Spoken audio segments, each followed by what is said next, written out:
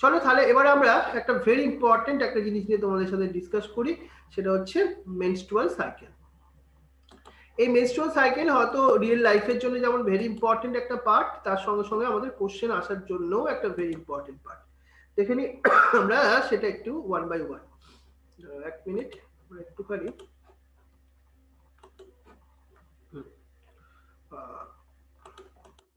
এই যে মেনস্ট্রুয়াল সাইকেলের কথা বলছি আমি, দেখো এই যে মেনস্ট্রুয়াল সাইকেল এটা একটা সাইক্লিক ইভেন্টস, মানে কিছু ঘটনা ঘটে, প্রত্যেকটা ফিমেলের বডিকে এই পার্ট দিয়েই পার্টিসিপেট করতে হয়। এই যে আমাদের প্রত্যেকটা ফিমেল তুমি যাদেরকেই দেখো না কেন, তারাও মানে তারা 50 ইয়ার্স এজের আগে যারা আছে মনে করো, জেনারেলি তাদের মধ্যে সাইক্লিক ইভেন্টসটা ঘটতেই থাকে। কিন্তু এই সাইক্লিক ইভেন্টসটা শুরু হয় একটা ওয়ান মেনস্ট্রুয়েশনের থ্রু দিয়ে, তারপর আবার নেক্সট একটা পিরিয়ড, আবার একটা তোমার টাইম আসতে থাকে, সেই সময় অবধি এই ইভেন্টস গুলো কন্টিনিউ হতে থাকে। এবার দেখো আমরা তোমাকে যদি বলি এই মেনস্ট্রুয়াল সাইকেল যেটা একটা ফিমেল বডিতে পিউবার্টি থেকে শুরু হয় আর শেষ হয় মেনোপজ অবধি, এটা ওমেন লাইফের প্রত্যেকটা মাসের একটা ঘটনা, এভরি মান্থের ঘটনা, যেটা ভেরি ইম্পর্টেন্ট। এবার কি হয় সেখানে, সেগুলোকে নিয়ে তোমাকে এবার মেনস্ট্রুয়েশন সাইকেলে ইনিয়েটিভ পয়েন্ট অফ ভিউ থেকে চলো আমরা একটু ডিসকাস করি। এবার দেখো এই মেনস্ট্রুয়েশন সাইকেলটা প্রথমে আমাদের মাথায় রাখতে হবে, এটা কিন্তু একটা 28 to 29 ডেজের একটা সাইকেল, 28 to 29 ডেজের একটা সাইকেল। এবার এই যে সাইকেলটায় কি হয়, ইভেন্টস গুলো কি কি হয়, সেটা আবার তোমাকে একটু একটু করে আমি বোঝাতে চাই। এবার এই যে ইভেন্টস গুলো পড়তে গেলে আমাদের একটু ডিটেলসে কিন্তু পড়তে হবে।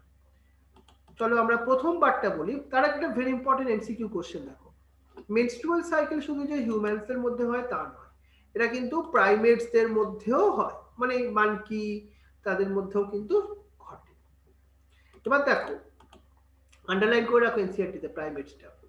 এই যে মেনস্ট্রুয়াল সাইকেল যখন হয় না, তখন ফিমেল বডিতে দুটো জায়গাকার ঘটনা ঘটে। একটা হচ্ছে তোমার ওভারিতে, ওভারিতে কিছু চেঞ্জ হয়, সেটাকে আমরা ওভারিয়ান সাইকেল বলছি।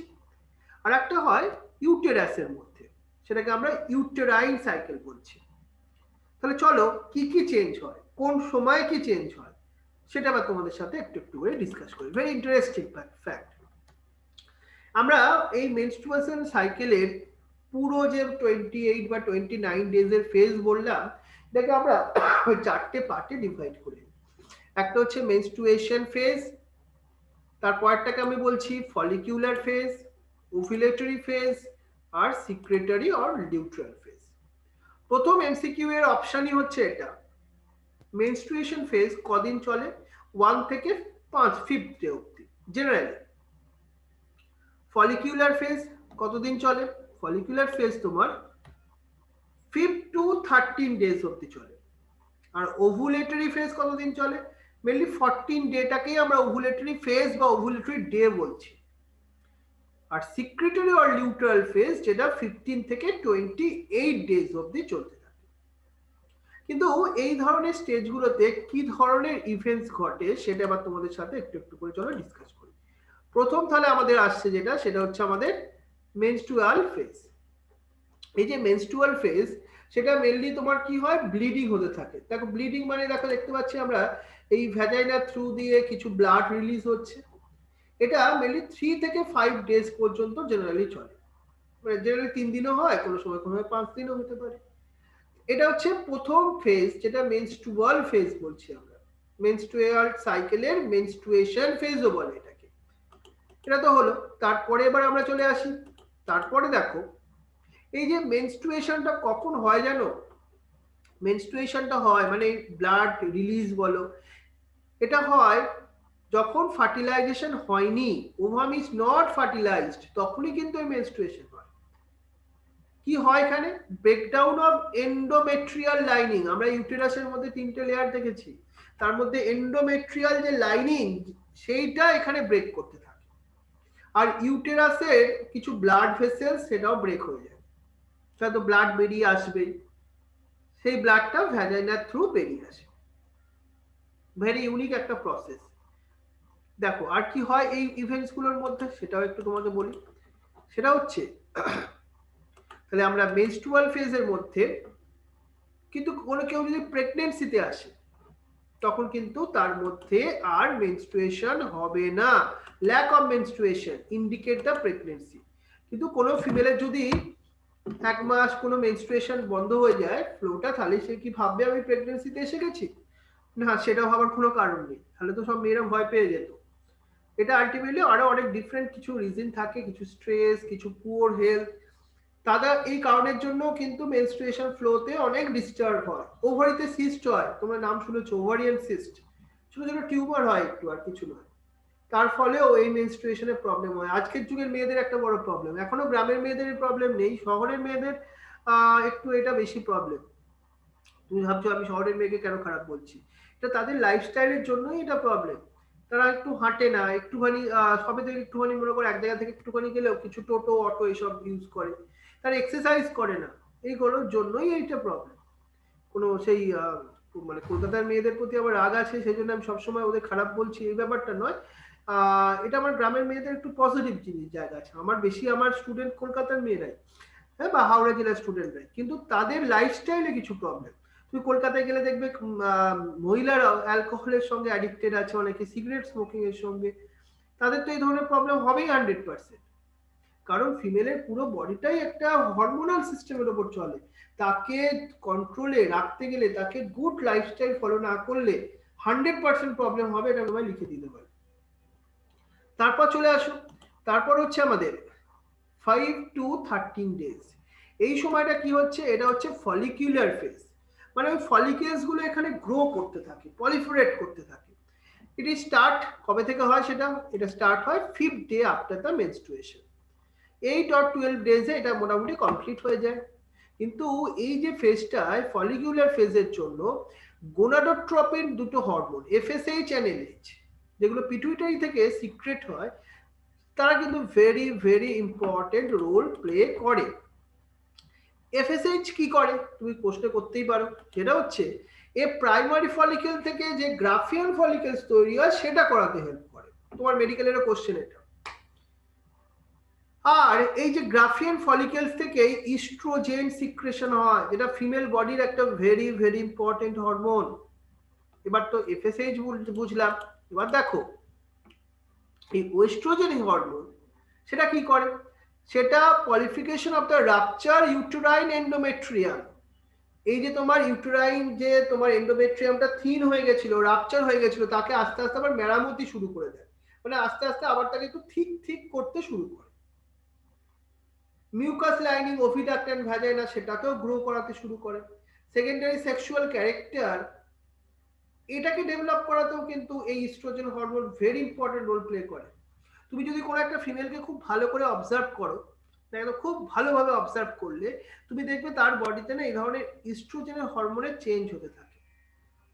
আর তার জন্যই তুমি দেখবে তাদের না লুকস বা এইগুলো, তাদের অ্যাক্টিভিটি, তাদের মেন্টাল যে তোমার বিহেভিয়ার, এইগুলো কিন্তু ডে টু ডে চেঞ্জ হয়। প্রত্যেকটা ফিমেলের মুড সুইং হয় ফিমেলদের খুব বেশি, খুব মানে কোনো সময় মুড ভালো, কোনো সময় মুড খারাপ, ডিউ টু এটা কিন্তু ইস্ট্রোজেন হরমোন। তোমরা যারা ছেলেরা আছো তাদের এই ব্যাপারটা বুঝতে হবে। হ্যাঁ, মেয়েরা একটুতেই অন্য সময় রেগে যায়, দেখবে তার কারণ কিন্তু আহ তাদেরকে আমাদের দোষ সবসময় দেওয়া উচিত নয় এই কারণেই, কারণ এই ইস্ট্রোজেন হরমোনগুলো তাদের অনেক বেশি মুড সুইং করাতে হেল্প করে। আর এই এফএসএইচ সিক্রেশনটা যখন একটু মনে করো সাপ্রেশন অফ এফএসএইচ সিক্রেশন যখনই হয়, তখন এলএইচ বলে আরেকটা যে হরমোন ছিল তার সিক্রেশনটা বেড়ে যেতে থাকে।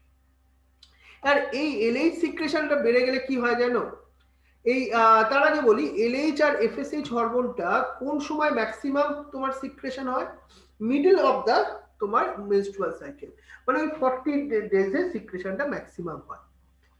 ভেরি ভেরি ইম্পর্টেন্ট একটা এমসিকিউ আসছে এখান থেকে, এই দেখো সেটা হচ্ছে কি, এই র্যাপিড সিক্রেশন অফ এলএইচ,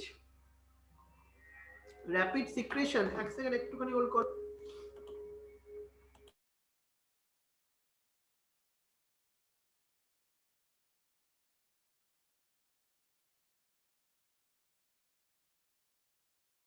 যেটা আমি তোমায় বলছিলাম, এবার এই যে মোস্ট ইম্পর্টেন্ট যে কোশ্চেনটা, এলএইচ সার্চ, এলএইচ সার্চ মানে কি, এলএইচ সিক্রেশনটা এত বেশি হয় যেখানে ওরা গ্রাফিয়ান ফলিকেলটাকে রাপচার করে এই 14 ডেজে সেকেন্ডারি ওসাইটটাকে রিলিজ করিয়ে দেয় ওভারি থেকে, সেটাকে ওভুলেশন বলবো। তাহলে ওভুলেশনের জন্য কোন হরমোন রেসপন্সিবল? সেটা হচ্ছে LH hormone. Very very important question, ভালো করে মাথায় রাখতে হবে তোমাকে। তারপর দেখো, এই যে তোমার ওভুলেশনের জন্য আমরা বলছিলাম 14 থেকে 18 ডেজ, এবার চলে আসি আমরা, সেটাকে আমরা বলছি secretory phase or the luteal phase. এখানে কি হয়, আফটার ওভুলেশন তুমি কি দেখতে পাচ্ছ, সরি, গ্রাফিয়ান ফলিকেলস গুলো, এই যে গ্রাফিয়ান ফলিকেলস গুলো একটা ইয়েলো কালারের স্ট্রাকচারে কনভার্সন হয়, তাকে কি নাম দিয়েছি আমরা? Corpus luteum. এই কর্পাস লুটিয়াম কি করে?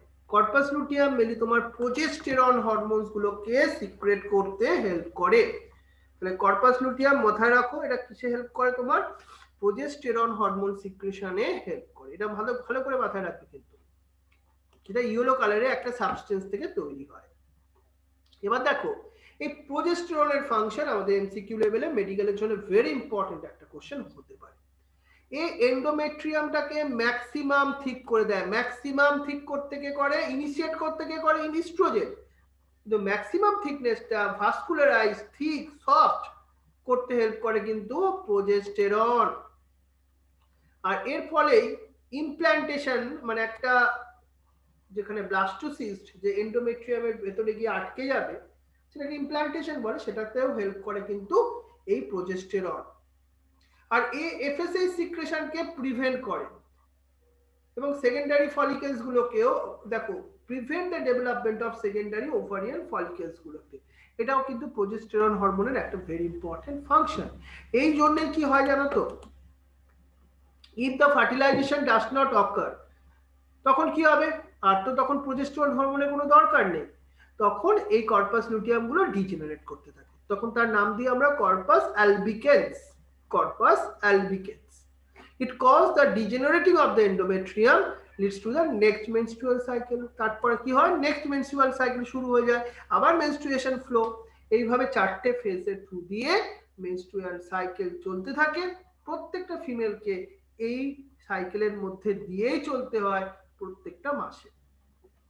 ছেলেরা দেখো মেডিকেলের জন্য কত বেশি অ্যাডভান্টেজ পায়, তাদের না এই ধরনের মুড সুইং হয় না।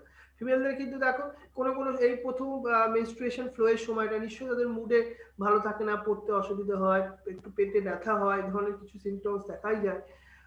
বুঝতেই পারছো, ছেলেদের কিন্তু অনেক ভালো রেজাল্ট করা উচিত, কিন্তু উল্টে দেখা যায় মেয়েরাই বেশি রেজাল্ট ভালো করে। গডই জানে কারণটা কি। চলো এরপর আমরা চলে আসি আমাদের পরের টপিকটা, আর একটু যাই এখানে, দাঁড়াও এক সেকেন্ড। এই দেখো, তাহলে মেনস্ট্রুয়েশন আবার শুরু হয়ে গেল, কিন্তু during the pregnancy all the events of the menstrual cycle stop হয়ে যায়, তখন নো মেনস্ট্রুয়েশন। মানে বুঝতে পারছো, প্রেগনেন্সির টাইমে মেনস্ট্রুয়েশনের কোনো ব্যাপার নেই। আমি ঝামেলা বলতে গিয়ে কথাটাকে আটকে নিলাম, কোনো ঝামেলার ব্যাপার নয়, হয়তো অনেকে ফিমেলরা এটাকে ঝামেলা ভাবতে পারে, কিন্তু এটা খুব বড় একটা ইভেন্টস, সেটা না হলে আমরা কেউই হয়তো এই অর্থে আসতে পারতাম না। সেজন্য এটাকে ঝামেলা বলে বা কোনো বাজে ঘটনা নয় নিশ্চয়ই এটা, কারণ হয়তো প্রথম 5 দিন যখন ব্লাড ফ্লো হয় তখন খুব ডিস্টার্বিং টাইম, বাট এটা ভেরি নেসেসারি, ভেরি ইম্পর্টেন্ট। হ্যাঁ, এটাকে আমাদের ফলো আপ করতেই হবে সবাইকে। আর মেয়েদেরও কাজ, দায়িত্ব তোমাদের সেটাকে মানে হেল্প করা, ফিমেলদেরকে তাদের পাশে থাকা। কিন্তু এই একটা চার্ট দেখো এনসিইআরটির বইতে আছে, সেটা খুব ভালোভাবে মাথায় রাখবে। এই চার্টটা কি বলছে তোমাকে? এ দেখো, এলএইচ হরমোন আর এফএসএইচ হরমোন তারা কোন সময় পিক নিয়েছে? 14 ডেজে পিক নিয়েছে। এবার ইস্ট্রোজেন হরমোন 14 ডেজ দেখো পিক নিয়েছে। প্রোজেস্টেরন হরমোনটা ওই 24-25 ডেজে দেখো সব থেকে বেশি তো সিক্রেশন হচ্ছে, তাই পিক দেখাচ্ছি আমরা। আর এইভাবে দেখো কিভাবে ফলিকেলসটা তৈরি হচ্ছে, 14 ডেজে ওভুলেশন হচ্ছে, তারপর কর্পাস লুটিয়াম তৈরি হচ্ছে কোন ডেতে, এখানে ডে গুলো সব রেঞ্জ দেওয়া আছে। আর এই এন্ডোমেট্রিয়াম লেয়ারটা প্রথম 5 দিন দেখতে পাচ্ছ, মেনসেস মানে ব্লাড রিলিজটাকে বলছি আমরা, এন্ডোমেট্রিয়ামটা ঠিক হচ্ছে, ম্যাক্সিমাম ঠিক হচ্ছে ওই 23 বা 25 ডেজে। কে করাচ্ছে? প্রোজেস্টেরন করাচ্ছে। এইটা একটু মাথায় আমাদের রাখতে পারলে এই চারটা থেকে কিন্তু খুব ভালো কোশ্চেন আসে। এই চারটা কিন্তু বাবা সবাই ড্র করে করে মাথায় রাখবে। আর আমরা কি বলছিলাম? মেনার্ক। মেনার্ক কাকে বলছিলাম আমরা? That is the first menstruation during the puberty. আর menopause means the stopping of the menstrual cycle, যেটাকে আমরা 50 ইয়ার এজে মোটামুটি হয়। এই যে তোমাদের মায়েদের ক্ষেত্রেও দেখবে যাদের মোটামুটি 50 ইয়ার্স এজ না, যাদের মেনোপজ হয় তাদের বডিতেও ডিফারেন্ট হরমোনাল অনেক কিছু চেঞ্জ হয়ে যায়। অনেক সময় দেখবে তাদের মধ্যে অনেকে, তারা অনেক সময় একটুখানি তোমাদের ভাষায় যদি বলি একটু তোমাদের সঙ্গে বেশি খিটখিট করে করে, এর পেছনে তোমাদের এই কথাটাও বুঝতে হবে সবাইকে। এই যে ফিমেলের বডিতে যখন মেনোপজ হয় না, তখন হরমোনাল অনেক চেঞ্জেস হয়, তার পেছনে মায়েদের অনেক এই ধরনের হয়তো ইভেন্টস তুমি দেখবে। কিন্তু তোমরা যখন পড়াশোনা করছো, শুধু মেডিকেলে চান্স পাওয়ার জীবন ইম্পর্টেন্ট তা নয়, এই মায়েদের সেই সময় তোমার পাশে থাকাটাও তোমার ডিউটি। কারণ তুমি বুঝে যাচ্ছ যে মেনোপোজের জন্যই কিন্তু অনেক ধরনের মেন্টাল কন্ডিশন চেঞ্জ হয় এবং শারীরিক কন্ডিশন, সেটাও কিন্তু মাথায় রাখতে হবে। এটা বলে আমরা আজকে আমাদের এই মেনস্ট্রুয়েশন পার্ট, সাইকেলের পার্টটা এখানে শেষ করি। এরপর আমরা আবার তোমাকে পরবর্তী পার্টটা